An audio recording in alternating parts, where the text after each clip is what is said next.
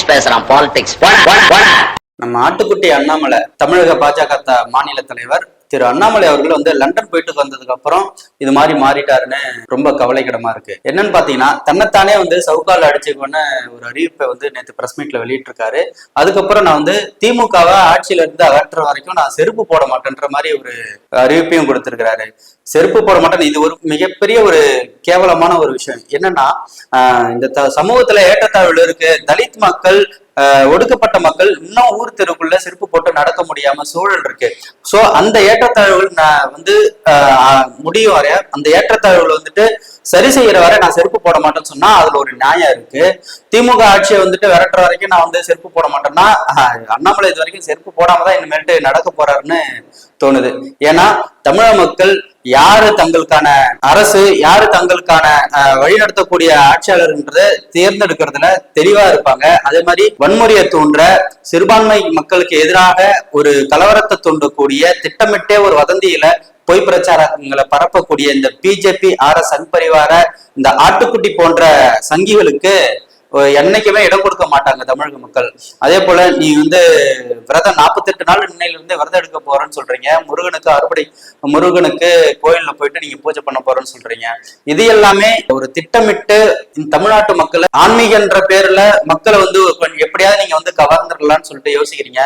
லண்டனுக்கு போயிட்டு 3 மாசம் என்னதான் வந்து கோர்ஸ் படிச்சீங்களோ, ஆனா இங்க வந்துட்டு திருப்ப இந்த RSS-ஓட சித்தாந்த மூளையாதான் நீங்க வேலை செஞ்சுட்டு இருக்கீங்கிறது இது மூலமா நிறுவனாது. லண்டனுக்கு போயிட்டு நீங்க அரசியல் பயின்றீங்களோ இல்ல வந்துட்டு ஆன்மீகத்தை பயின்றீங்களோ தெரியாது. ஆனா உங்களோட இந்த மாதிரி அறிவிப்புகள் வந்து எப்படி இருக்குன்னா, எப்பவுமே தன்னை வந்துட்டு ஒரு தலைப்புச் செய்தியாவே வந்து வச்சுக்கணும்ன்ற ஒரு தோணியில வந்துட்டு ஆட்டுக்குட்டி அண்ணாமலை வந்து செயல்பட்டு இருக்கிறாரு. இந்த அறிவிப்புக்கு நேற்று திருமாவளவன் அவர்கள் வந்து ஒரு பிரஸ் மீட்ல சொன்னாரு, காந்தியடிகள் கூட இந்த மாதிரி ஒரு அகிம்சை வழி போராட்டத்தை வந்துட்டு முன்னெடுத்தாரு. ஆனா இந்த மாதிரி அறிவிப்புகள் கூட அவர் செஞ்சதில்லை.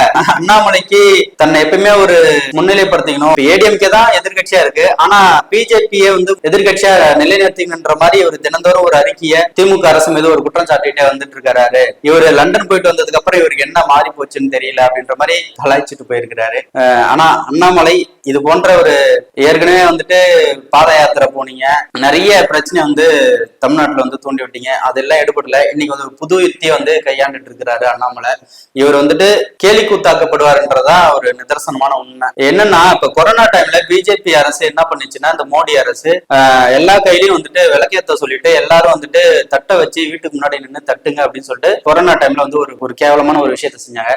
அதே போல இன்னைக்கு பிஜேபி தமிழ் மாநில தலைவர் ஆட்டுக்குட்டி அண்ணாமலை அவர்கள் வந்துட்டு தான் மட்டும் சவுக்கால் அடிச்சுக்கிறாரு. ஆனா அவர் மட்டும் அடிச்சுக்காம மோடி சொன்னது போல தங்களோட பிஜேபி சார்ந்த அனைத்து பிரமுகர்களையும் சவுக்கால் அடிச்சுக்க சொன்னா நல்லா இருக்கும். அதே மாதிரி பிஜேபி சார்ந்த அனைத்து பிரமுகர்களும் இனிமேல்ட்டு செருப்பே போட கூடாது. திமுக ஆட்சி வந்து ஆட்சியில இருந்து இறக்குற வரைக்கும் நீங்க செருப்பு போடாம நடந்தீங்கன்னா இது ஒரு நல்ல ஒரு இதுவா இருந்திருக்கும். ஏன்னா நீங்க காலம் முழுக்க நீங்க செருப்பு போடாம நடந்துட்டு இருந்திருக்கலாம். இன்னைக்கு இந்த அண்ணா யூனிவர்சிட்டியில ஒரு பெண் வந்து பாலியல் வன்முறைக்கு உள்ளாக்கப்பட்டு மோசமான நிலைமையில இருக்காங்க.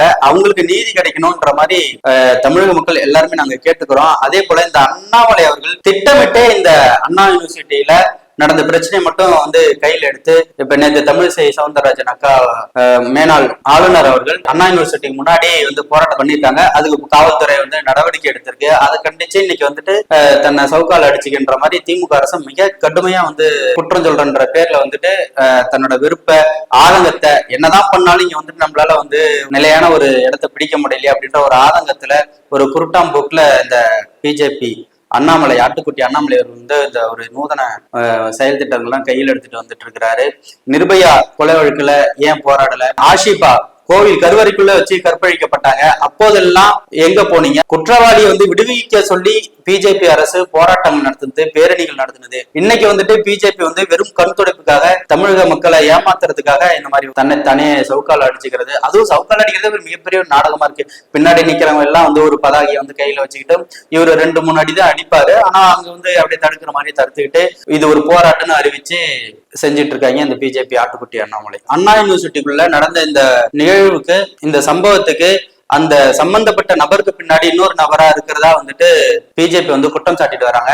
ஆனா தமிழ்நாடு காவல்துறை ஆணையர் வந்து என்ன சொல்றாரு பார்த்தா, இந்த வழக்குல, இந்த குற்ற வழக்குல அவர் மட்டும்தான் சம்பந்தப்பட்டிருக்கிறாரு, மற்றபடி வேற யாருமே அரசியல் பிரமுகர்களோ மற்ற எந்த நபரும் வந்து சம்பந்தப்படல. சம்பவம் நடந்த போது அந்த சம்பந்தப்பட்ட குற்றவாளி வந்துட்டு தன்னோட போனை வந்துட்டு ஏர்ப்ளோன் மோட்ல தான் போட்டிருக்கிறாரு அப்படின்னு சொல்லியிருக்கிறாரு. ஆனாலும் திட்டமிட்டு திமுக அரசை வந்து குற்றம் சொல்லணும் அப்படின்ற காரணத்துக்காக இத திமுக சார்ந்த பிரபலங்கள் வந்து இருக்கிறதாவும், இந்த சம்பந்தப்பட்ட குற்றவாளி அவர்கள் திமுக நிர்வாகி இன்னும், அதனால திமுக அரசு இவரை காப்பாத்துதுன்னு ஒரு கட்டுக்கதையை வந்து அள்ளிவிட்டு இருக்காங்க. தமிழ்நாடு ஆணையர் திரு அருண் அவர்கள் என்ன சொல்றாருன்னு பார்த்தோம்னா, அந்த 140 முன்னாள் ராணுவ வீரர்கள் வந்துட்டு இங்க வந்து காவல் பணியில 3 நேர ஷிப்ட் கணக்குல வந்துட்டு பணி நியமிக்கப்பட்டிருக்காங்க. அப்படி இருந்தும் இங்க வந்து பாதுகாப்பு ஒரு கேள்விக்குறியாக்கப்பட்டிருக்கு. அங்க இருந்த காவலாளிகளை மீறியும் இது நடந்திருக்கு. அதுக்கான தகுந்த ஒரு முன்னெச்சரிக்கை நடவடிக்கை இதுக்கு மேல எடுக்கப்படணும் வந்து சொல்லியிருக்கிறாரு. சம்பந்தப்பட்ட பாதிக்கப்பட்ட பெண்ணுக்கு நீதி கிடைக்கணும், அது எந்த விதத்திலயும் ஒரு மாற்று கருத்து இல்ல. அவங்களுக்கு உண்டான உரிய நீதி சரியான நேரத்துல கிடைக்கணும்ன்றது அனைவரோட விருப்பமும் நம்மளோட விருப்பமும் கூட. ஆனா இந்த அண்ணாமலை அவர்கள் இதை வந்து ஒரு அரசியல் படுத்திட்டு தன்னோட அரசியல் லாபத்துக்காக இப்படி ஒரு திட்டத்தை வந்து இப்படி ஒரு செயல்ல வந்து செயல்படுத்திட்டு இருக்கிறாரு. இவரோட பாட்சா இன்னைக்கு எங்கேயுமே பலிக்காதுன்றத தெரிவிச்சுக்கிறோம்.